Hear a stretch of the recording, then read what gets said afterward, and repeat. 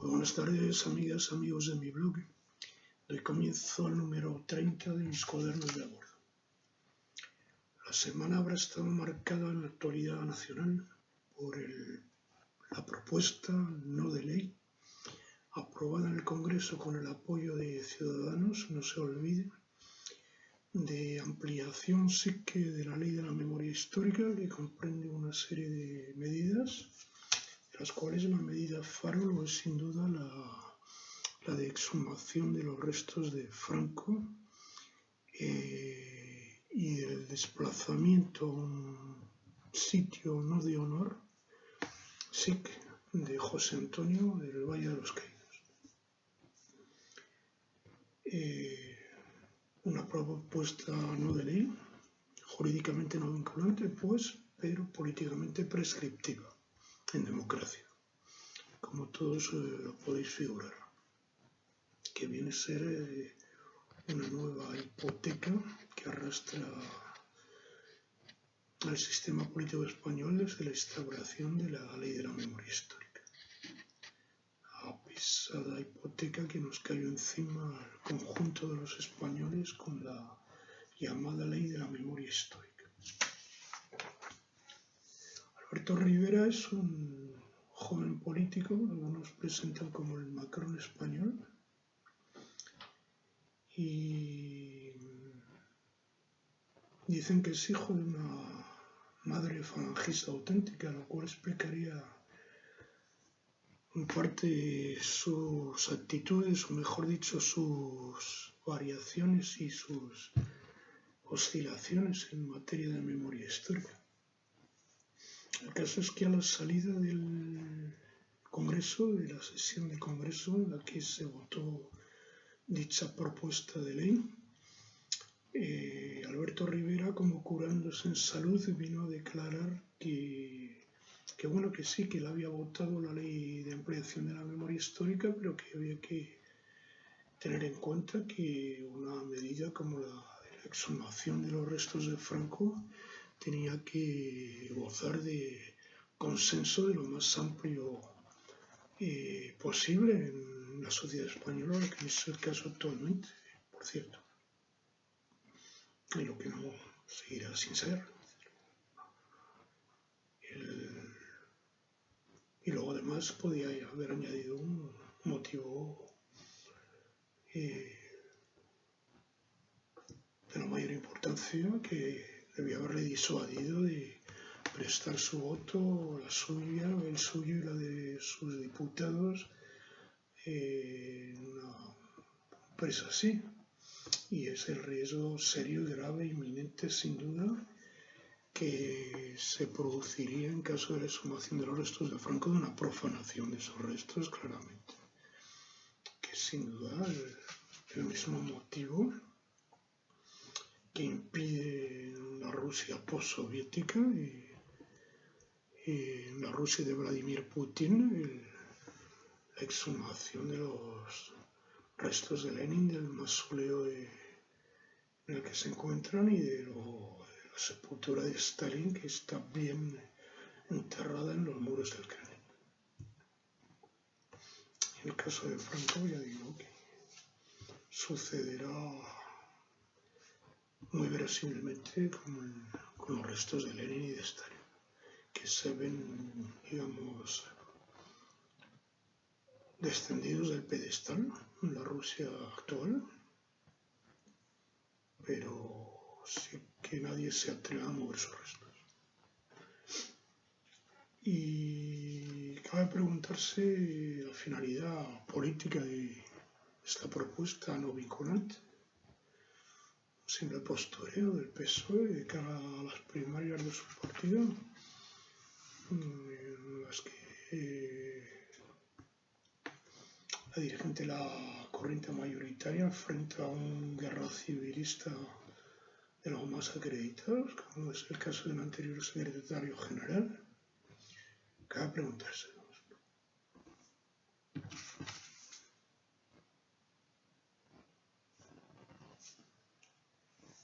Y bueno, y la semana habrá estado marcada sobre todo, y en lo que a mí me concierne, sobre todo en lo que a mí me concierne, por la inminencia de la visita papal a Fátima. Como se decía a los niños pequeños, ea y a paso. Es decir, el Papa habrá celebrado esta mañana, según informa la radio belga francófona, una misa al aire libre de canonización de los pastorcitos de Fátima y Dolor. Y por primera vez en más de 30 años no me habré sentido objeto de puesta en observación o bajo vigilancia o sometido a medidas de acoso, de persecución aún más serias, como me ocurrió siempre sin excepción en el pasado, la primera vez. Y por primera vez también, como un signo de los tiempos, medios de la mayor importancia de la prensa española y extranjera me habrán dedicado su atención por primera vez, como digo, sin la menor intención denigratoria, de forma objetiva y ecuánime, por primera vez. La única excepción lo habrá sido el artículo del diario italiano, el Giornale d'Italia, que aquí ya evoqué en una de mis entradas anteriores. Y todo ello pues habrá producido un auge espectacular en las cifras de visitas de mi blog. De manera que mi contador ayer registraba una cifra históricamente récord en mi blog de más de 2.800 visitas. Y hoy va camino de eso. Un signo de los tiempos, como digo. Y bueno, y signo de los tiempos también los troles que me acompañan, inseparables de vez en cuando en mi blog. Como el de uno que me escribe ayer diciéndome ¿por qué no te mueres ya? Y bueno, y me viene a la mente una anécdota que me contaba en Madrid en mi última visita, un viejo amigo, evocando los sucesos de Montejurra de los años de la transición, evocado desde el punto de vista o desde la óptica del bando que aquí todos pueden imaginar. El momento álgido de los incidentes, en lo alto del cerro, se encontraban los grupos frente a frente y los del bando de los carlistas proetarras, por llamarlos así, vocerío, increpando, insultando a los del bando del frente, amenazándoles y gritándoles que se fueran de allí, del País Vasco, pues. Y tras lo cual se siguió un silencio sepulcral y acabaría viéndose roto por una voz con acento andaluz, pues que no nos sonarán.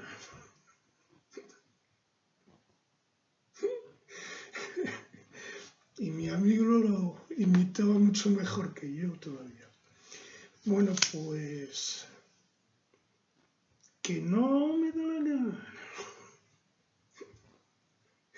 Que no tengo la menor intención de morirme, como no la tenía cuando salí de Portugal con más ansias y ganas de vivir que nunca, tras haber dejado las cárceles portuguesas y tras haber dado la espalda definitivamente a la Iglesia, sintiéndome liberado para siempre del carcán mental de la doctrina católica y de los interdictos, sobre todo en materia de sexualidad, de la moral judeocristiana.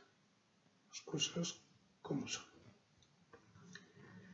Y fue así. En Bélgica en los 30 años que llevo, a pesar de todo, a pesar de todos los pesares, habré vivido una segunda y una tercera juventud, ¿eh? Espero vivir todavía una cuarta, que no había vivido en mis años convulsos de la universitaria madrileña y de mi adolescencia. Y bueno, el papá, pues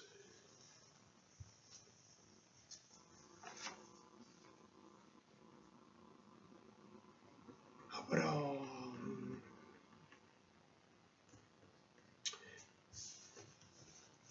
acudido a Fátima, pero antes se me olvidaba algo importante.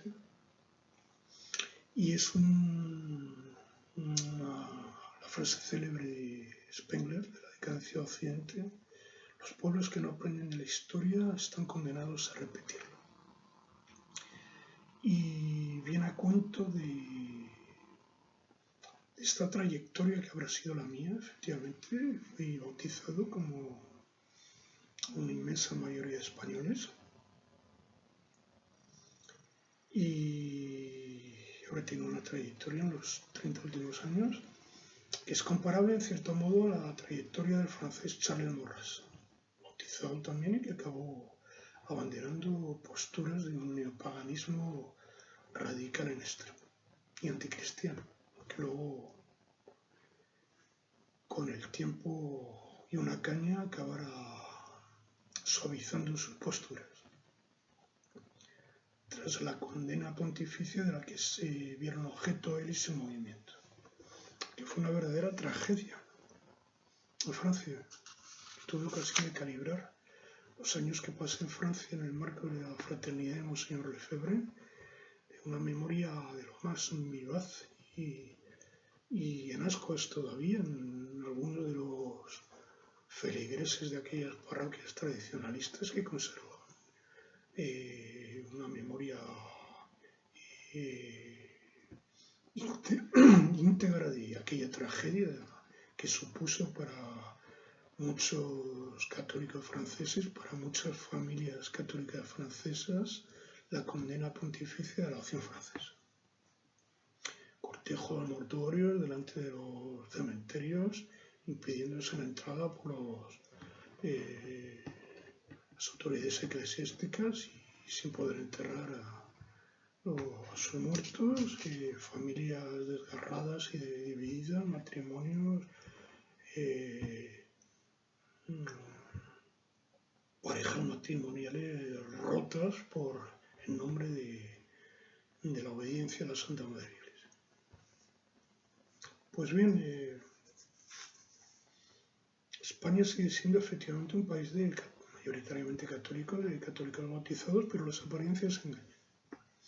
Y es que, digamos que la esfera o el área de influencia y de control de conciencias de las instancias eclesiásticas se habrá visto reducida progresivamente a la mínima expresión en las últimas décadas. Y la misma suerte habrán sufrido pues, grupos en la órbita de los poderes eclesiásticos, como son los grupos llamados patriotas. Y bueno, de los que provengan en cierto modo, como todos lo sabéis, y bueno, digo esto, me importa mucho la opinión que pueden tener algunos de mi evolución, mi trayectoria, mi itinerario mental, mi espiritual y ideológico que ahora se le ve.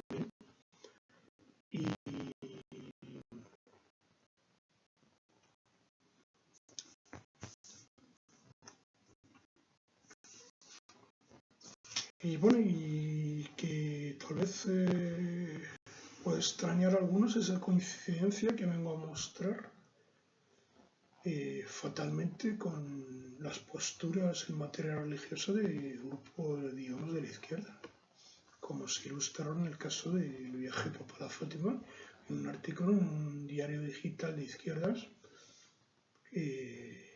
coge un análisis que lo puede suscribir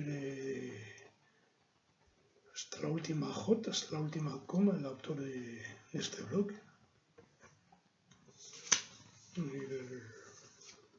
Denunciando lo que llama la farsa y el negocio de la fe en Fátima. El Papa habrá ido a Fátima a canonizar a los pastorcitos, Francisco y Jacinta, murieron niños. Muchos se preguntan ahora por qué dentro de la Iglesia, el por qué canonizar a criaturas infantiles.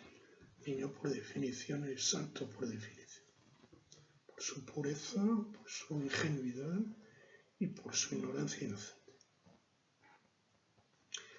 Y bueno, parece traslucir esa nueva escenificación por cuenta de la infancia o el complejo de culpa colectivo que arrastra a la institución eclesial en materia de abusos de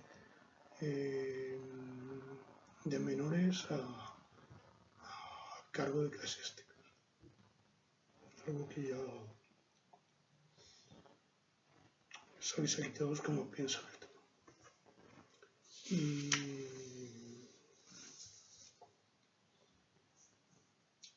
Y habrá, con motivo de la visita del Papa, por primera vez yo creo en la historia del catolicismo portugués, se habrá hecho oír una voz clara, es decir, no una simple disidencia más o menos minoritaria, una voz clara a través de un manifiesto que titulan Manifiesto contra la acreditación del milagro en Fátima, que habrá recogido miles de firmas y que se ve liderado por un eclesiástico portugués, las que vienen a pedir al Papa Francisco que desmonte el mito y que eche a los mercaderes del templo. Pedir peras al olmo, como aquí todos podéis suponer. El Papa Francisco es la cabeza de la institución y una simple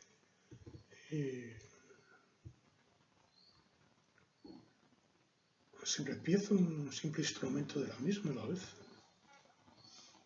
Habrá ido a Fátima y su visita a Fátima, lejos de debilitar, viene a reforzar la superstición fatimista, por llamarla así. Y bueno, y yo digo que todos estos los días que habrán precedido a la visita papal me habrán merecido una atención en los medios inhabitual. Y ya digo que habrá sido por parte de la prensa española benevolente y ecuánime. Y las excepciones habrán venido del extranjero, por así decirlo. El artículo en la revista, el periódico italiano, dándome por muerto ya hace años, en una clínica psiquiátrica, y la otra habrá sido la más antigua, pero bueno, que sale a relucir en internet fatalmente, y es la de una autora de novelas negras argentina, de un hombre de origen libanés, extrañamente, que publicó en el 2013 en Buenos Aires una novela de lo más negra, en la que el autor de este blog figuraba de personaje central y que me veo en el el centro de la trama y de la intriga, muerto de 170 puñaladas, una cifra de ese orden, un charco de sangre junto al altar de una iglesia vacía en Inglaterra. Para más señas. Lo que denota la psicosis, la paranoia que arrastran algunos con el autor de estas líneas. Y ya digo que la semana en lo que me concierne habrá estado marcada sobre todo por la inminencia de la visita papal. Y una vez finalizada la visita, pues se me antoja que se abre una nueva era para mí. Los signos anunciadores vienen a serlo estos artículos que se me ha dedicado en la prensa española. Como si de golpe pareciera abrírseme puertas que durante más de 30 años en España se me mató de no cerrarlas. Y otro signo también, se me olvidaba, es la entrevista que fue publicada ayer noche, precisamente a la misma hora de la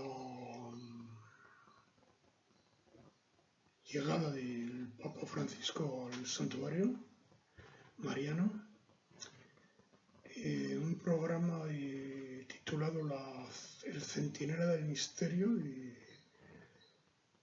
Radio Metropolitano España, una emisora digital, y es una entrevista que me fue hecha hace ya unos meses y que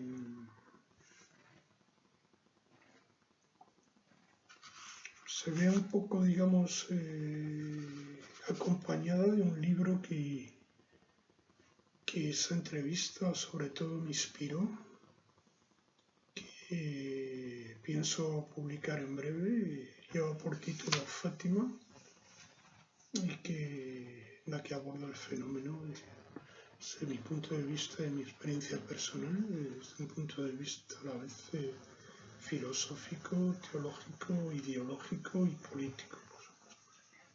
Fátima fue, se quiera admitir o no, una creación esencialmente política. Tuvo su explicación en la época, es decir, sus raíces culturales. No sé dónde leí que todo fenómeno de superstición o de superstición milagrera tiene unas raíces, no se produce por generación espontánea. Y el fenómeno de Fátima efectivamente arrastra un trasfondo histórico de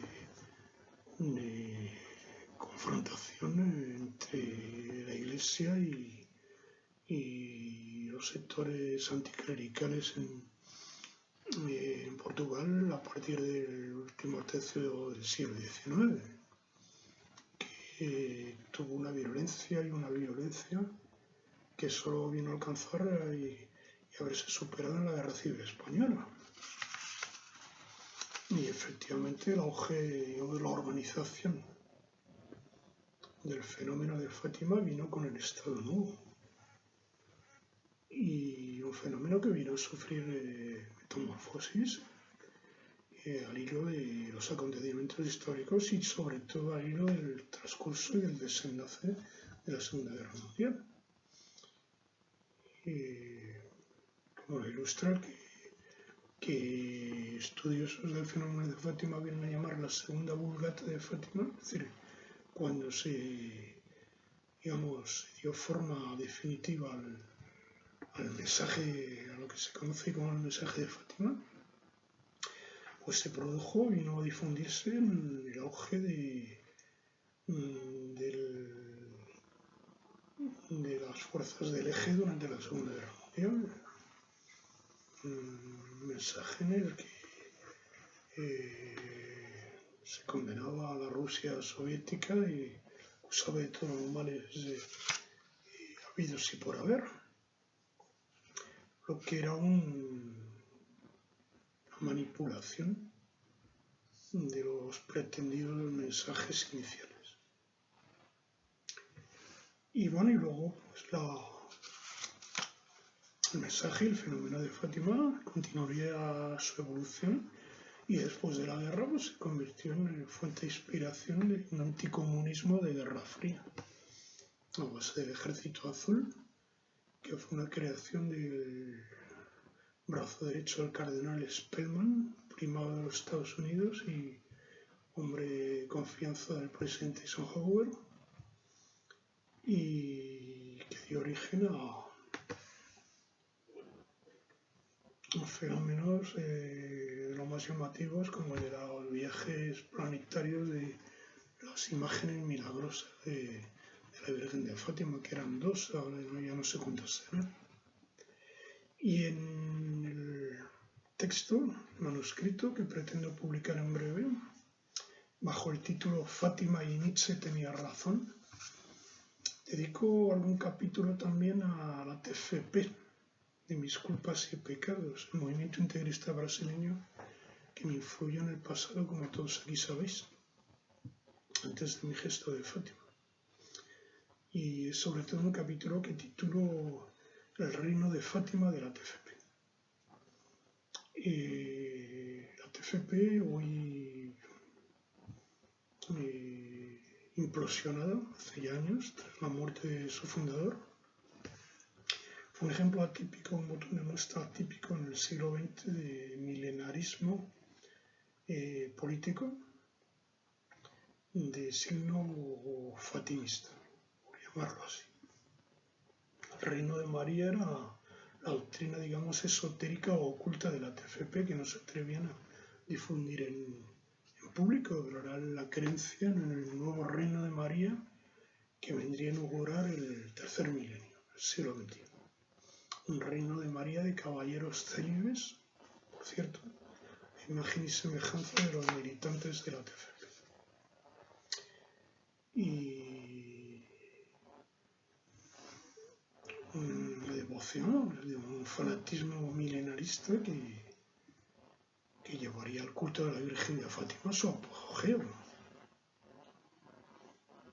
como lo pudo comprobar el autor de estas líneas en uno de sus viajes a Brasil, a las sedes de la TFP, de las salas una de cuyas salas, de la sala principal, era la sala del Reino de María, en la que se veía entronizada una imagen de la Virgen de Fátima. Pues bien, la implosión de la TFP vendría a marcar, en la opinión del autor de este blog, el declive irremediable y fatal del fenómeno y del mito de Fátima. Por mucho que la visita papal venga ahora a suministrarle un balón de oxígeno. Esa es mi impresión y esa es mi apuesta, por lo menos. Y además aquí ya lo sabéis todos. Y bueno, es más o menos lo que quería comunicaros en este cuaderno de bordo. Queridas amigas y amigos de mi blog. Muy buenas tardes.